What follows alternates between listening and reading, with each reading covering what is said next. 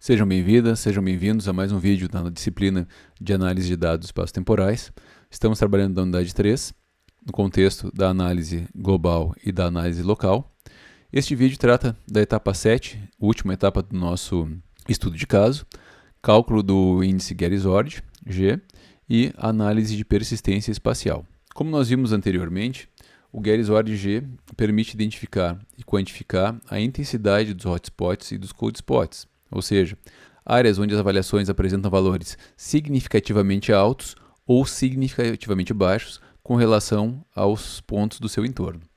Enquanto o índice de Moran local, que nós calculamos no vídeo anterior, mede a autocorrelação espacial e classifica os pontos em clusters de alta e baixa correlação, o Getty-Ord vai focar na identificação da intensidade dessas concentrações espaciais, fornecendo então uma perspectiva complementar sobre a estrutura espacial dos dados. Então, com essa abordagem, utilizando o Getty-Ord G, nós poderemos avaliar se existem regiões que mantêm padrões de altas ou baixas avaliações de forma persistente e, além disso, detectar possíveis variações sazonais ao longo dos meses. Vamos ao nosso código aqui, então. Novamente aqui, para começar, criamos uma lista para armazenar o cálculo do Getty-Ord. Depois temos o nosso loop, para percorrer cada mês analisado, cada um dos 12 meses do ano de 2024. Filtramos os dados do mês atual e removemos os pontos duplicados para não dar conflito com a nossa matriz de vizinhança que está com os pontos, com esses pontos duplicados removidos. Verificamos se há pontos suficientes para análise. Verificamos se a matriz de vizinhança já foi criada, se ela existe. Calculamos os pesos dos vizinhos dos pontos, com relação aos pontos do entorno. E damos início aqui ao cálculo do Getty-Ord local e armazenamos os resultados num data frame único para facilitar então, nossas análises. Então aqui vamos ao nosso cálculo. Deixa eu aumentar aqui o nosso console. Rodando. Então aqui nós temos o print do nosso data frames Getty-Ord DF. Temos ali de novo a indicação que é uma Simple Factoring Collection, geometria do tipo ponto. Aqui nós temos a Bounding Box. E aí nós temos aqui então os valores calculados para o Getty-Ord, número de avaliações, o valor do Getty-Ord e o p-valor, que é o que nós precisamos então para fazer a interpretação desses dados. E, claro, as geometrias aqui de cada ponto. Então aqui nós temos as classes definidas. E aí classificamos então como hotspot 99%, hotspot 95%, cold spot 95% e cold spot 80%. E essas classes vão ser definidas de acordo tanto com o valor do índice Getty-Ord quanto com o p-valor. Então, se eu tiver um índice Getty-Ord maior que 1.96 e um p-valor menor que 0,05, teria um hotspot 99%. Já um Getty-Ord maior que 1.65 e um p-valor menor que 0,10 indicaria um hotspot de 95%. Da mesma maneira para os cold spots, o Getty-Ord menor que menos 1.65 e um p-valor menor que 0,10 indicaria um cold spot de 95%. E o Getty-Ord menos 1,28 e o p-valor menor que 0,20 um cold spot de 80%. Por que nós não temos aqui hotspot de 99%? Porque nós não tínhamos aqui valores para cold spots nesse nível. Então não teria, aqui nós fizemos a análise do hotspot com nível de confiança de 95% e 99%. E para os cold spots, fazendo essa análise, nós não tínhamos, na verdade, a detecção de cold spots com uma confiança de 99%. Baixamos aqui então para verificar se havia hotspots, cold spots, até para mostrar aqui como é um exercício mais acadêmico, digamos assim, para mostrar essa classificação dos cold spots. Essa definição vai depender muito do estudo. Então, por isso que eu reforço o que eu estava falando no início. Cada decisão que no código deve ser fruto aí de uma investigação mais detalhada, um conhecimento já sobre estatística, conhecimento também levando em consideração o que tu quer obter de resposta, tá? E teríamos que fazer um curso aqui, embutir aqui um curso básico de estatística também, para que a gente conseguisse abordar todas essas questões. Então não é nosso objetivo, mas para quem quiser depois entender melhor, posso indicar algumas leituras e a estatística básica também nos ajuda bastante. Mas o que significa aqui, né, o hotspot e cold spot? O que são isso? O que é esse 99%, esse intervalo de confiança primeiro? Esse nível de confiança, ele representa a probabilidade de que um determinado resultado não seja fruto do acaso. No contexto da estatística, ele vai indicar o grau de certeza com que nós podemos afirmar que um padrão observado nos dados é real e não apenas um efeito aleatório, que é o que nós queremos aqui, né? Verificar justamente isso. Então, quando nós dizemos que um resultado tem 95% de nível de confiança, que é esse caso aqui, ó, significa que, se nós repetirmos uma análise várias vezes, em 95 das 100 tentativas, no caso se a gente fizer 100 tentativas de análise, em 95 dessas 100 tentativas, o padrão detectado seria verdadeiro, e apenas 5 vezes seria devido ao acaso. Então, em 95% dos casos, detectaríamos padrão. De forma similar, o 99% aqui, né, de nível de confiança, indica um critério ainda mais rigoroso. Só 1% de chance do padrão ser aleatório. E aqui vai classificar como esse cold spot 80%, todos os valores onde eu tenho até 20% ou menos, né, de chance que esse padrão aqui seja um padrão aleatório. Voltando aqui às nossas classes, esse valor limiar de Getty's Odd, ele está diretamente relacionado ao p-valor que eu escolho. Então, se eu escolher um p-valor de 0,05, ele vai, né, eu vou acabar escolhendo um Getty's Odd de 1,96. Tá? Um p-valor de 0,10 vai implicar em um Getty's Odd de 1,65 positivo no caso de hotspots e negativos no caso de cold spots. E esse valor aqui, limite de menos 1,28, ele está relacionado a esse valor aqui, p-valor de 0,20, que é relacionado, no fim, aqui ao nível de confiança. Então, vamos aqui classificar. E agora, então, nós temos uma tabela com esses valores, né, hotspots, cold spots, certinho. Agora vamos definir aqui, né, as categorias novamente para plotagem. Então, no primeiro código do Lisa, eu adicionei as classes lá no DataFrame, nesse DataFrame aqui, tá? Lisa DataFrame, por exemplo. No Getty's Odd não, tá? Eu não adicionei a classificação no DataFrame. Então, nós vamos fazer aqui, antes de plotar, nós vamos calcular esses limiares aqui, essas classes, e aí então vamos plotar. Ó, crio então as classes, crio aqui algumas configurações para visualização, as cores. Apesar de ter definido aqui, né, um cold spot de 95%, depois eu verifiquei que não tem nenhum valor, nenhum ponto classificado como cold spot de 95%. Então eu já tirei ele aqui da definição das cores para ele não aparecer, na legenda um valor lá que não vai ter nenhum ponto classificado nessa classe. Então aqui vou refazer a tabela, tá? Então eu fiz a tabela primeiro sem ter a classificação, aqui vou adicionar a classificação.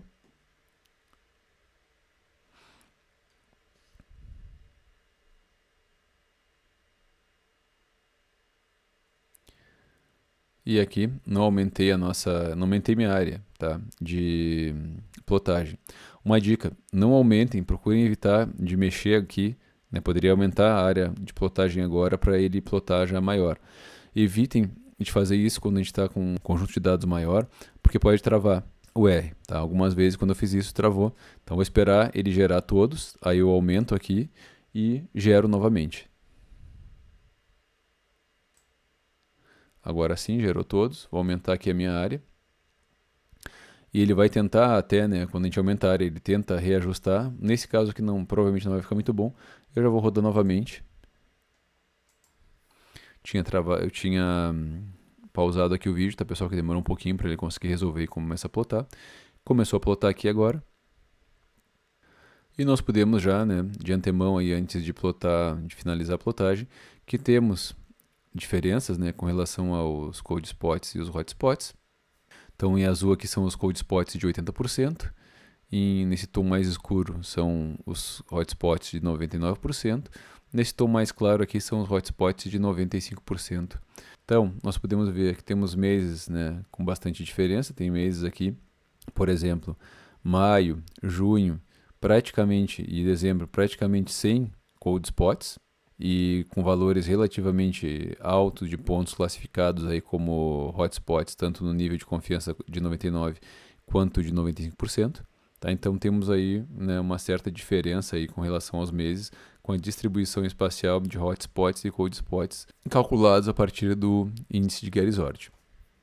Vamos agora plotar a distribuição espacial do índice de Gersord para meses específicos. Temos aqui o cálculo para calcular então para o mês de janeiro e para o mês de junho de 2024. Então poderia alterar aqui os meses, né? Fiquem à vontade para alterar, plotar os meses que melhor lhe convier. Então selecionamos todo o código aqui. Opa, aqui já é correlação. Selecionamos aqui todo o código para gerar os gráficos. Vamos rodar.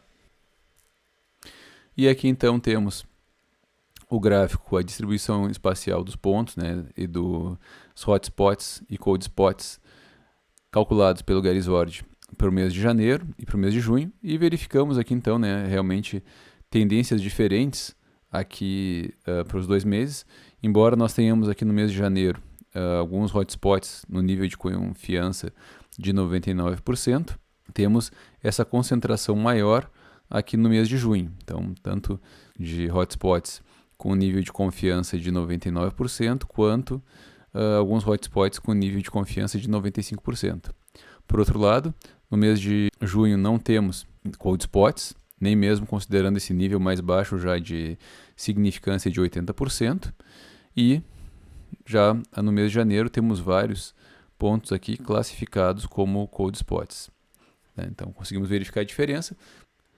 Partindo aqui para o final do nosso exercício, vamos fazer uma análise da correlação dos índices de Gersord entre os meses. Então vamos construir aqui o nosso gráfico.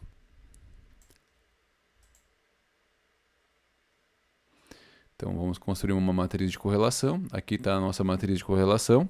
Os meses com eles mesmos, né? Óbvio, tem uma correlação de 1 sempre. E aqui nós temos classificados, né, correlações negativas em azul e correlações positivas em vermelho. Verificamos então que nós temos uma correlação sempre positiva entre todos os meses. Essa matriz aqui reforça então a importância de considerar esse contexto sazonal e fatores externos ao interpretar os padrões espaciais ao longo do tempo. Por fim, vamos realizar uma análise da persistência espacial dos padrões ao longo do tempo. Então aqui nós temos o código. Para calcular a persistência, vamos usar o índice do Gersord. Teremos as 3 categorias: hotspot 95%, hotspot 99% de nível de confiança e cold spots com o nível de confiança de 80%. São essas 3 categorias aqui que nós vamos trabalhar e vamos calcular a persistência e gerar uma visualização. Aqui está a nossa imagem. Deixa eu aumentar um pouquinho ela aqui, ver se fica melhor. Então nós temos aqui os pontos em azul, são pontos considerados cold spots persistentes, pontos em azul, cold spots persistentes, pontos em vermelho, hotspots persistentes, e os pontos em cinza aqui são neutros, né, sem significância persistentemente ao longo do ano. Esses pontos, né, vermelhos são as áreas que apresentaram concentração elevada de avaliações ao longo de vários meses. Então, imóveis que repetidamente tiveram um número elevado de avaliações. E os pontos em azul, né, os nossos cold spots persistentes, correspondem às regiões com avaliações consistentemente baixas ao longo do tempo. Então, nossas áreas cinzas são as áreas neutras. Então, nós podemos verificar aí na imagem que temos regiões, temos áreas que mantêm avaliações consistentemente altas ao longo do tempo, indicando locais com maior número de avaliações. E, já por outro lado, os cold spots persistentes são menos frequentes e aparecem em pontos dispersos, mas ainda assim indicam locais onde as avaliações tendem a permanecer mais baixas ao longo do tempo. A presença de um grande número de pontos neutros sugere que, para um grande número de imóveis, não há um padrão espacial persistente ao longo do ano, indicando então que o número de avaliações pode sofrer variações ao longo dos meses, sem uma tendência clara de quantidade de avaliações alta ou baixa para esse período analisado aí do ano de 2024. Com isso, nós finalizamos a nossa análise. Lá no livro texto temos uma síntese e uma perspectiva da integração da análise espaço-temporal global e local, especificamente para o nosso estudo. Então, sugiro que vocês leiam ali essa seção final do livro texto para nós termos esse fechamento, e fico então à disposição por e-mail ou por mensagem em caso de dúvidas com relação à metodologia utilizada, com relação aos códigos e também com possíveis interpretações desses nossos resultados gerados. Eu agradeço a atenção e ficamos por aqui.